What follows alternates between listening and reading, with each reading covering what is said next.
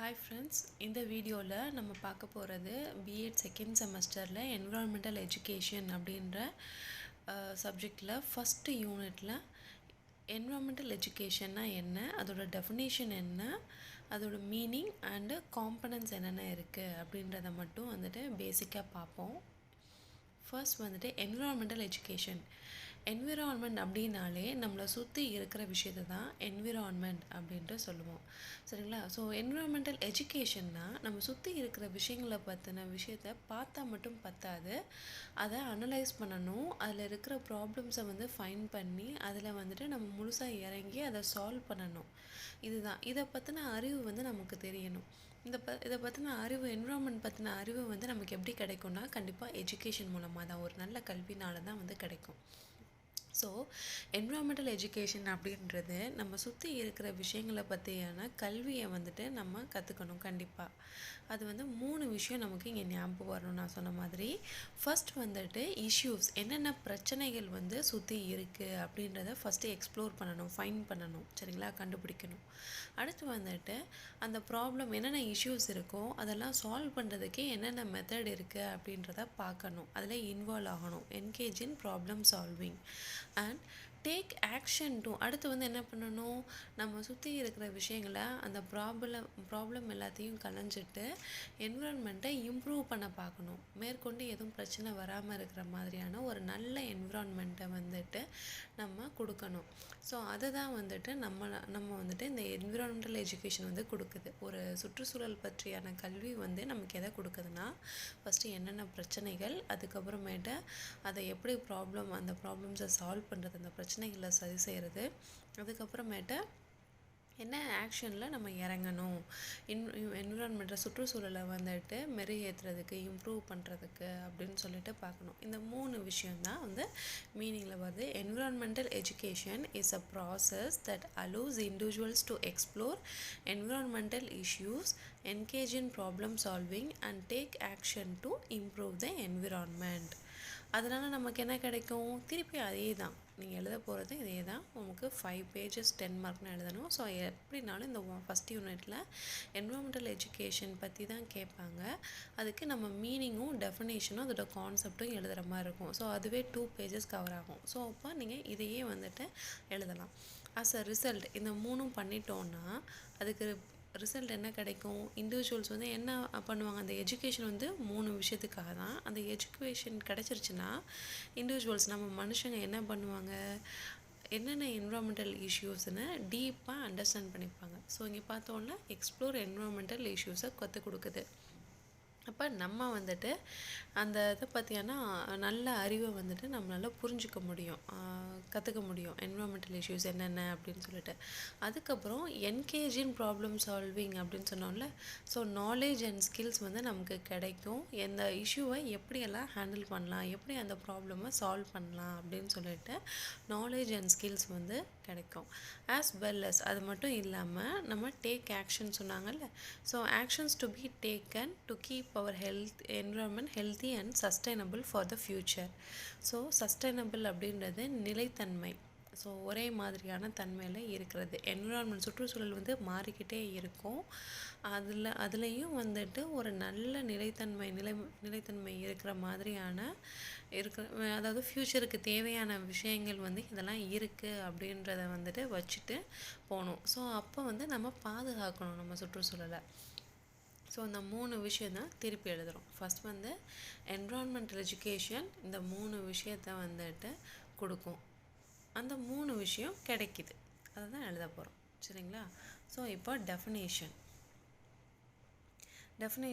2 எழுதினாலும் ஓகே, இது சின்னதாக இருக்கனால நான் 2மே எழுதலான்னு சொல்லிட்டு எடுத்து வச்சுருக்கேன்.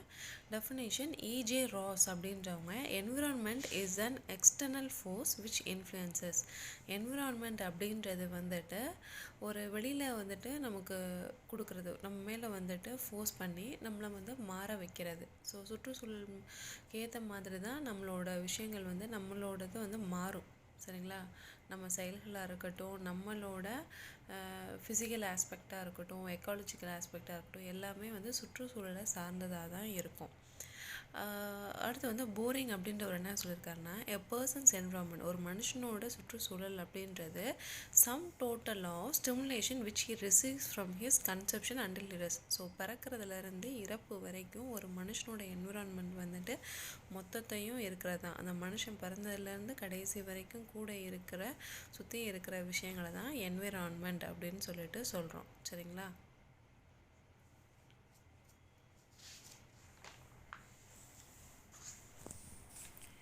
அடுத்த மீனிங், த டேர்ம் என்விரான்மெண்ட் அப்படின்றது வந்து ஃப்ரெஞ்ச் வேர்ட்லேருந்து எடுக்கப்பட்டிருக்கு. என்விரான் இல்லை என்விரானர் அப்படின்னு சொல்லலாம். அப்படின்னா என்ன அர்த்தம் அப்படின்னா everything that surround us. So நம்மளை சுற்றி இருக்கிற விஷயம் எல்லாமே வந்து என்விரான் அப்படின்னு, அதாவது என்விரான்மெண்ட் அப்படின்றதுக்கு மீனிங். சரிங்களா? இது வந்து ஃப்ரெஞ்ச் வேர்ட்லேருந்து எடுத்திருக்காங்க. Environment means everything that surrounds us. Environment அப்படின்றது நம்மளை சுற்றி இருக்கிற எல்லா விஷயமும். அது வந்து லிவிங்காக இருக்கலாம், நான் லிவிங்காக இருக்கலாம். லிவிங்கை பயோட்டிக்னு சொல்லுவாங்க, நான் லிவிங்கை ஏபயோட்டிக் அப்படின்னு சொல்லுவாங்க. It includes physical, chemical and other natural forces. அது வந்து பிளான்ஸ், அனிமல்ஸாக இருக்கலாம், ஃபிசிக்கல் திங்ஸாக இருக்கலாம், கெமிக்கல் திங்ஸாக இருக்கலாம், பயாலஜிக்கல் திங்ஸாக இருக்கலாம். எதுனாலும் நம்மளை சுற்றி இருக்கிற எல்லா விஷயங்களுமே வந்து என்விரான்மெண்ட் அப்படின்னு தான் சொல்கிறாங்க. லிவிங் திங்ஸ் லிவ் இன், ஒரு லிவிங் திங் வந்துட்டு இந்த சுற்றுச்சூழலை சுற்றி தான் வந்து வாழ்ந்துட்டுருக்கு. ஸோ அது வந்துட்டு நம்ம சுற்றுச்சூழலோடு வந்து இன்ட்ராக்ட் பண்ணிக்கிட்டே தான் இருக்கும். ஒவ்வொரு என்விரான்மெண்ட்டும் மாற மாற அதுக்கேற்ற மாதிரி அதை அடாப்ட் பண்ணிக்கும். சரிங்களா? ஃபார் எக்ஸாம்பிள், இப்போ வந்துட்டு ஒரு மாடு வந்துட்டு பிளான்ட்ஸை, புல்லை வந்து சாப்பிடும். புல்லை சாப்பிடும்போது அந்த புல்லில் இருக்கிற நரிஷ்